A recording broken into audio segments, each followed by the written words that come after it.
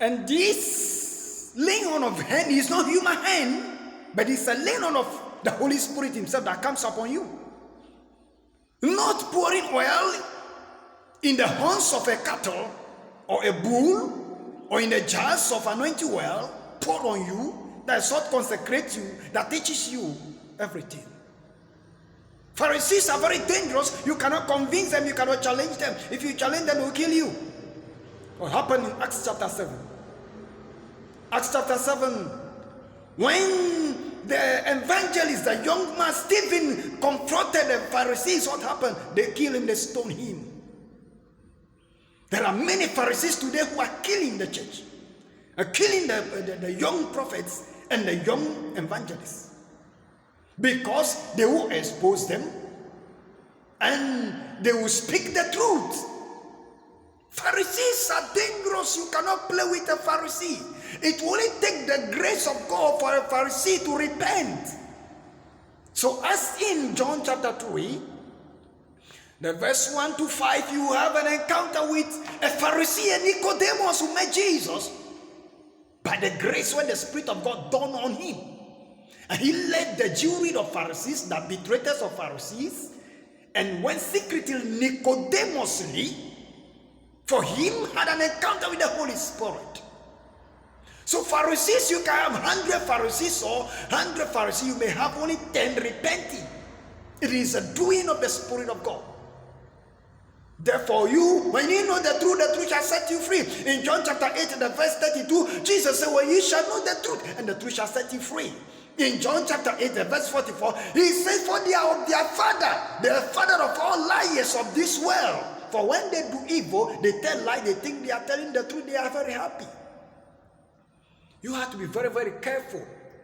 In Matthew 23, the verse 1 to verse 17, continuing, he described the Pharisees, the things that they can do. That the Pharisees do not believe in the truth, but they boast themselves that they are seeing, they know everything. So when Jesus performs a miracle, the Pharisees also go to inquire very carefully. In John chapter 9, the verse 1 to 2, and then verse 13 going, you see they seriously investigated the blind man that was healed by the prayer of Jesus. And they tried to kill Jesus. They tried to destroy him. In John chapter 10, the verse 26, he said, Jesus said, I tell you the truth. I speak the truth at you, but you refuse to believe it. You refuse to trust it. Because I know my sheep, and my sheep also knows me. No man can come to me except the Father sent him. I know my sheep, and my sheep also know me. Verse 27. So the Pharisees are not the sheep, but they are goats in sheep clothing who are coming to establish Bible schools with big titles, and they are going to take many people to hell.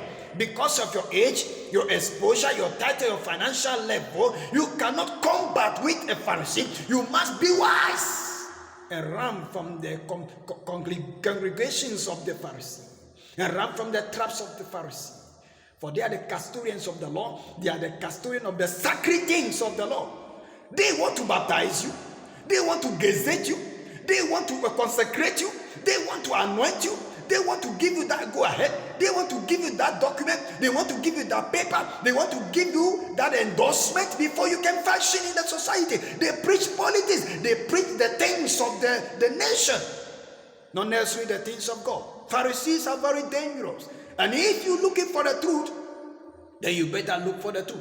They confronted Jesus, wanted to stone Jesus as they did to Stephen. In John chapter 10, the verse 34. They said Jesus blasphemed by saying he is God. He told them, haven't you read in John 10:30 that I and my Father are one? And he asked them, haven't you read it in Psalm 82, the verse 6, that ye are children of the Most High, ye are gods? Why have I blasphemed? Anytime the words of the Lord beat them, then they run away. Pharisees are very dangerous. Look around you. If you have a Pharisee and you are playing with a Pharisee, hell is your portion. This is a serious thing. Pharisees are in our midst. They are in the church. They are killing the church, and the church is in their hand. They have the experience. They have the knowledge. They have the wisdom. Physical wisdom, physical knowledge. Pharisees are not easily identified because they portray everything of God. They portray everything of the truth. But the hearts of Pharisees are full of evil. The Lord have mercy on us for us to run away from Pharisees and save our soul. The Lord increase in Jesus' mighty name. This is a voice shouting in the desert, preparing the way for the coming of the Lord. Beware of Pharisees and save your soul. We meet again in Jesus' mighty name. Amen. Bye-bye.